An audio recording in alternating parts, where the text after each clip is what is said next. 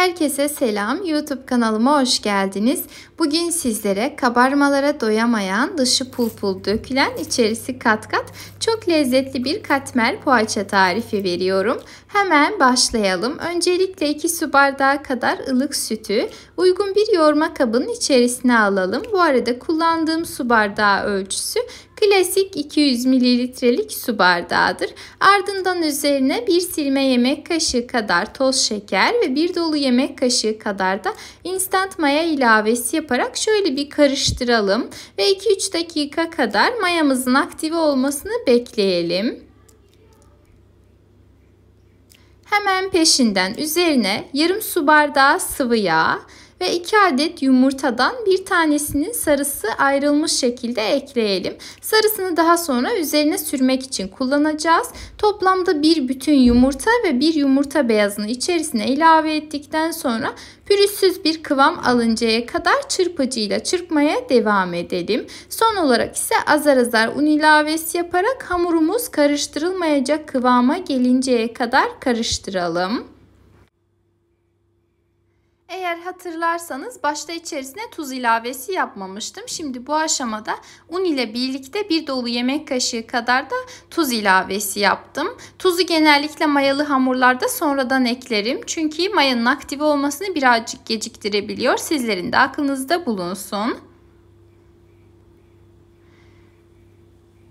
Toplamda 5 su bardağı kadar un ekleyip karıştırılmayacak kıvama gelinceye kadar karıştırdım. Ardından spatulayı çıkarttım ve 1 su bardağı kadar daha unu azar azar ilave ederek hamuru yoğurmaya devam ettim. Hamurumuz kulak memesinden bir tık daha yumuşak kıvamda ve hafif ele yapışır şekilde olmalı. Özellikle kıvamını söylüyorum ki unu kontrollü bir şekilde ekleyesiniz. Şimdi üzerini kapatalım, mayalanmasını bekleyelim. Ortam ısısına göre mayalanma süresi değişebilmektedir. Ortalama 1-1,5 saat içerisinde mayalanacaktır. Hemen mayalı hamurumuzun havasını indirelim.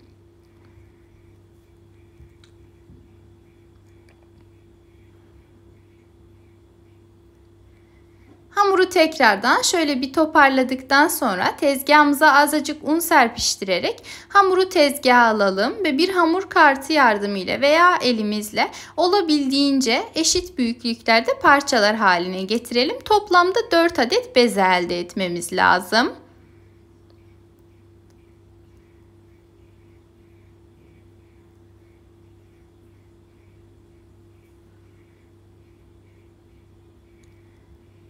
Elde ettiğimiz her bir hamur parçasını az önce de söylediğim gibi beze haline getirelim.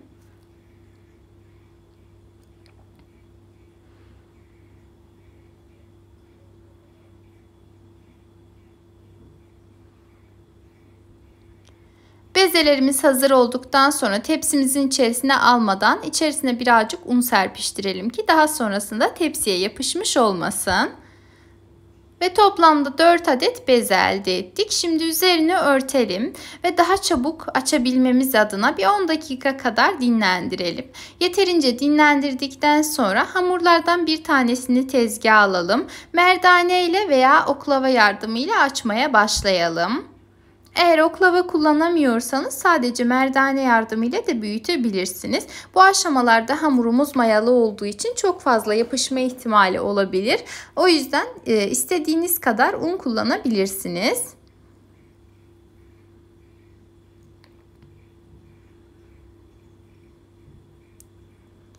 Birazcık zahmetli bir tarif gibi görünebilir. Yani hamurlarımızı tek tek açıyoruz, evet. Ama gerçekten bu zahmete değecek lezzette çok güzel bir poğaça. Hatta börek diyebilirim. Ben poğaça ismini verdim. Katmer poğaça dedim ama yiyen herkes börek sandı. Çok güzeldi gerçekten.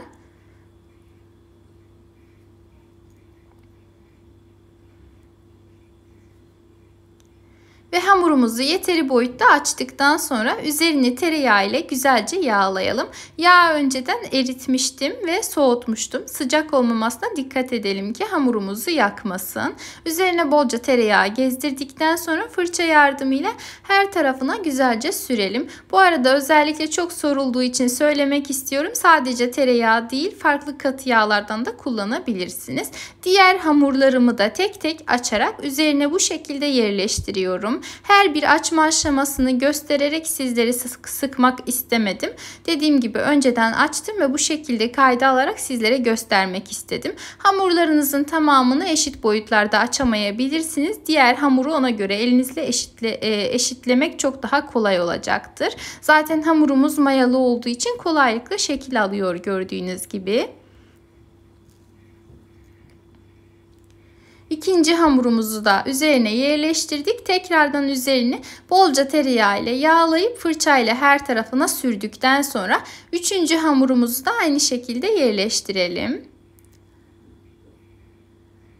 Her katını aynı şekilde yağlayarak işlemimize devam edelim.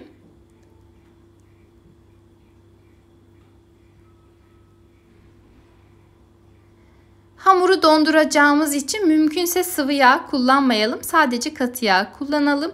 Yoksa hamurumuz çok böyle bıcık bıcık olabilir. O yüzden sonrasında istediğimiz görüntüyü ve lezzeti yakalayamayız.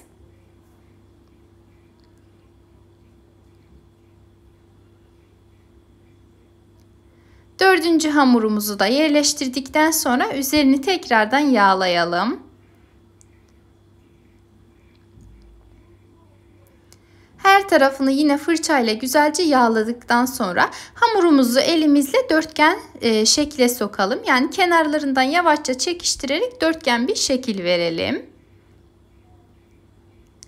Az önce de söylemiştim, mayalı bir hamur olduğu için gerçekten kolaylıkla şekil alacaktır. Şöyle elimizle her ucunu düzeltip güzelce şekil verdikten sonra hamurumuzun üst katından tutup içe doğru katlayalım. Alt katı yağlı olmadığı için bu katı tekrardan yağlayalım. Her katının yağlı olması önemli ki hamurumuz sonrasında birbirine yapışmasın, katları ayrılsın. Yağlayıp fırçayla her tarafına sürdükten sonra aşağı kısmını da üzerine getirip toplamda 3 katlı bir hamur elde ettikten sonra bu katını tekrardan yağlayalım. Sürekli söylüyorum ama siz de artık umarım anlamışsınızdır neden her katını bu şekilde yağladığımızı. Fırçayla yağlayıp özellikle uzatmak istemedim. Hazırladım ve 3 kata katlamış olduğumuz hamuru son olarak 2'ye katlıyorum. Şimdi elimize bir bıçak alalım ve 3 parmak aralıklı olacak şekilde hamurumuzu keselim.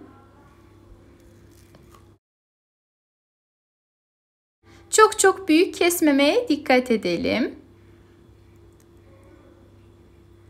3 parmak aralıklarla kesmiş olduğumuz hamurları herhangi bir tepsinin içerisine yerleştirelim. Ardından üzerini bir poşet veya streçle hava almayacak şekilde kapatıp en az 1 saat kadar buzdolabında yağının donmasını bekleyelim. Dilerseniz akşamdan hazırlayıp ertesi gün işleme devam edebilirsiniz.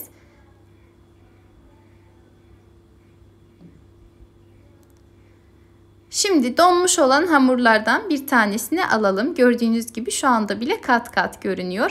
Ve üzerine ve altına azıcık un serpiştirerek merdane yardımıyla dikdörtgen bir şekilde büyütelim. Eğer bu aşamada unlamadan açarsanız üst katları veya alt katları yapışarak tamamen şekli değişebilir, aklınızda bulunsun. Yeteri kadar açtıktan sonra üst kısmına iç harcı yerleştirelim. Ben sadece rendelenmiş kaşar peyniri kullandım. Sizler dilediğiniz iç malzemesini kullanabilirsiniz. Ardından bu şekilde rulo haline getirip hamurumuza şekil verelim ve yağlı fırın kağıdı serilmiş fırın tepsimize dizelim. Geriye kalan hamurlarımızın tamamına da aynı işlemleri uygulamaya devam edelim.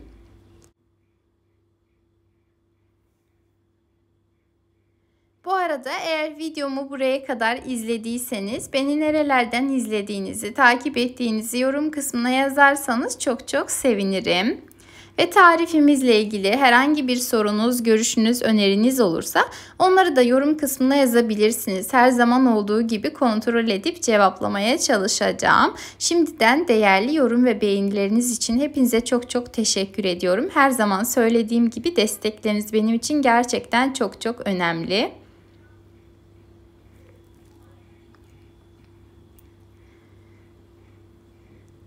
Ve poğaçalarımızın tamamına şekil verip fırın tepsisine dizdikten sonra her aşamada üzerlerini örttüm, bir diğeri hazır oluncaya kadar, diğerlerinin üzeri kurumasın diye. Ve ortalama 10-15 dakika kadar tepsi mayasının gelmesini bekledikten sonra üzerlerine fırça yardımıyla yumurta sarısı sürüyorum. Dilerseniz yumurta sarısı yerine tereyağı sürerek daha baklavamsı bir görüntü elde edebilirsiniz.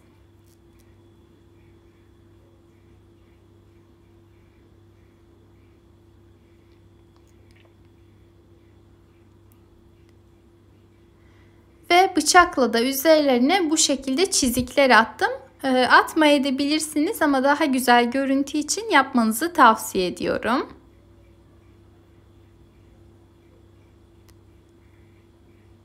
Ve katmer poğaçalarımız artık fırına gitmeye hazırdır. Şimdi önceden ısıtılmış 180 derece fırında pişmeye gönderelim. Hızlı bir şekilde pişeceğinden kontrollü davranmanızı tavsiye ediyorum. Eğer fırınınız çok daha hızlı pişiriyorsa lütfen 170 derecede pişirin ki katları çok daha belirgin ve de güzel olsun. Gördüğünüz gibi poğaçalarımız artık servise hazırdır. Dediğim gibi börek tadında ve çok çok güzel oldu. Gerçekten poğaça demeye dilim gelmiyor diyebilirim. Şöyle şu anda çok fazla sıcak ama yine de sizlere göstermek istedim. Bekledikçe çok daha lezzetli ve güzel olacaktır. Eğer tarifimi beğendiyseniz videomu beğenebilir, yorum yazabilir, kaydedebilir ve de aşağıdaki paylaş butonuna tıklayarak paylaşabilirsiniz. Bir sonraki videolu tariflerimden haberdar olmak isterseniz eğer kanalıma ücretsiz bir şekilde abone olup bildirim zilini tüm olacak şekilde etkinleştirmeniz yeterlidir. Yepyeni videolu tariflerimde görüşmek üzere. Kendinize çok çok iyi bakın. Allah'a emanet olun.